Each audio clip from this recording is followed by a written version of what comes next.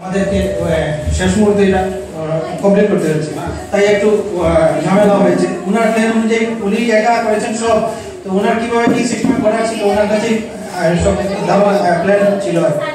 তো উনি হঠাৎ করে আজ অনুপস্থিত হয়ে যাওয়াতে আমাদের এই অনুষ্ঠানটা করতে হয়েছে।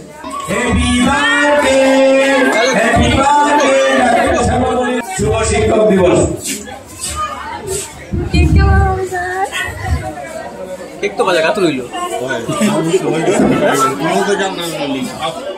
সবাইকে ওই বাতায়ন ডিজিটাল নেটওয়ার্কের দর্শকদের আমি প্রথম নমস্কার জানাই। আমি কালীবাড়ি বি ক্লাস্টারের সিআরসিসি।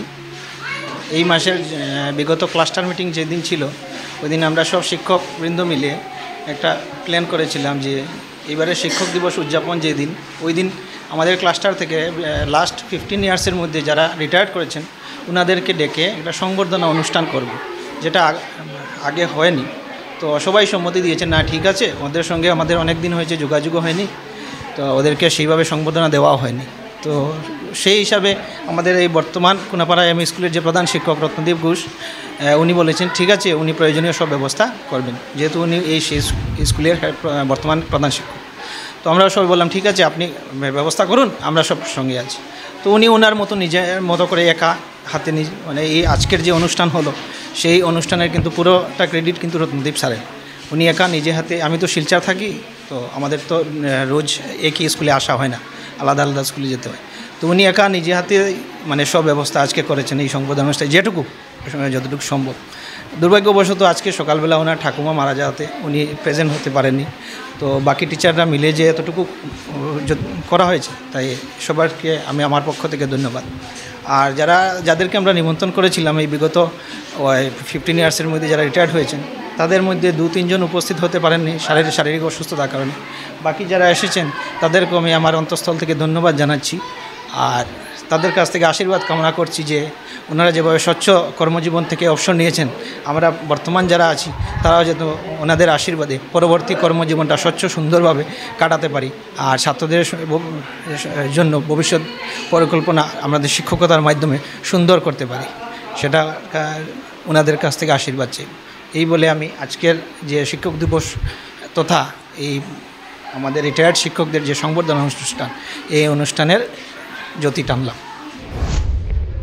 আজকের এই শিক্ষক দিবসের শুভ দিনে আমরা এসে উপস্থিত হলাম কাঠিগড়া বিধানসভার অন্তর্গত কোনাপাড়া গ্রান্ট এমই স্কুল।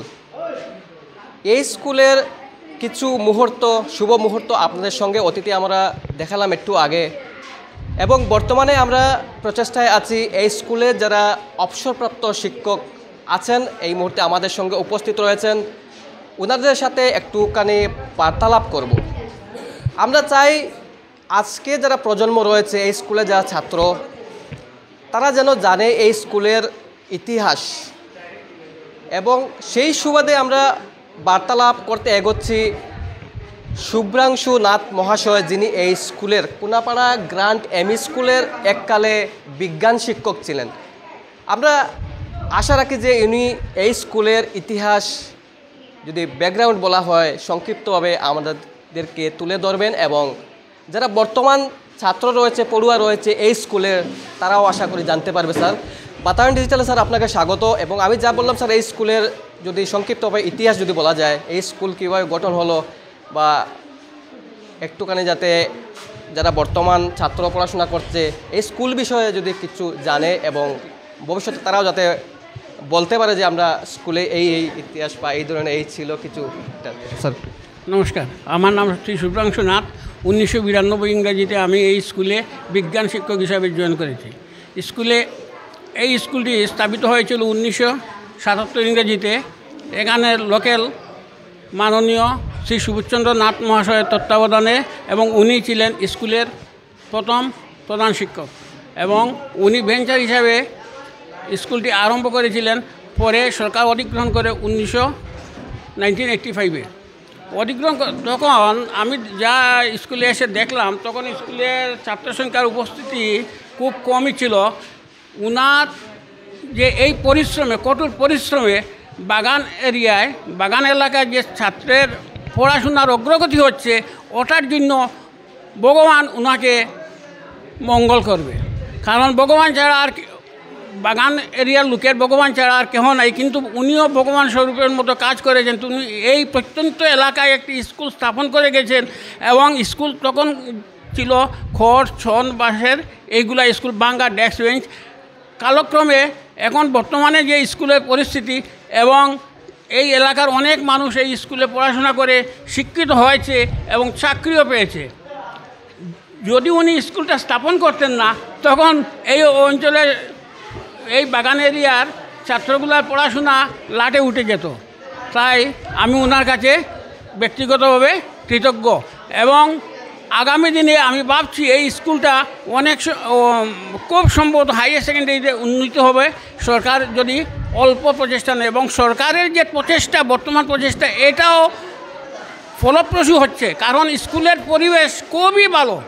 স্কুলের পরিবেশ খুবই ভালো, গুণোৎসবে মোটামুটি A গ্রেড পায় লাস্ট ইয়ারে, এবং ছাত্র এবং গার্জিয়ানগুলো কনসাস হয়েছে।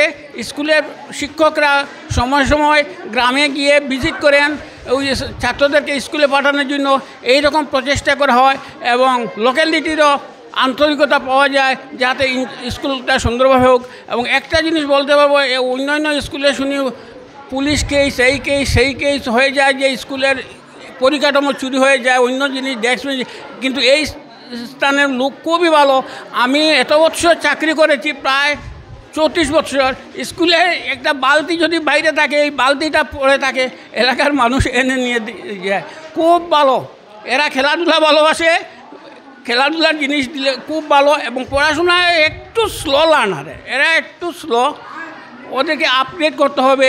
আমি দেখছি সরকারের যে প্রচেষ্টা, বর্তমান সরকারের যে প্রচেষ্টা বাগান এরিয়া উন্নতি, তার সুফল কিন্তু এই কুনাপাড়া এমই স্কুল পাচ্ছে, এবং আমি আশা করি দিনে দিনে আরও উন্নতি হবে। যদি এই এরিয়ার কমিউনিকেশন রাস্তাটা একটু ভালো করে দেওয়া হয়, তাহলে দূর দূরান্ত থেকে ছাত্ররা আরও স্কুলে বেশি বেশি আসবে। যাই হোক, আমি আমাদের বর্তমান মুখ্যমন্ত্রীর কাছেও কৃতজ্ঞ যে স্কুলের এমন সুন্দর ইনফ্রাস্ট্রাকচার দিয়েছেন, এবং স্কুলে পড়াশোনা ঠিক হচ্ছে, টিচারগুলো খুব ভালো। তাই আমি আমার অন্তঃস্থল থেকে আমাদের মাননীয় মুখ্যমন্ত্রীকে ধন্যবাদ জ্ঞাপন করছি। এই বলে আমি আমার ক্ষুদ্র বক্তব্য। আপনার যোগদান কত সালে ছিল এবং অবসরপ্রাপ্তি কখন? আমার যোগদান ছিল 1992 ইংরাজির 7 মার্চ, এবং অবসর নিয়েছি 30 জুন 2025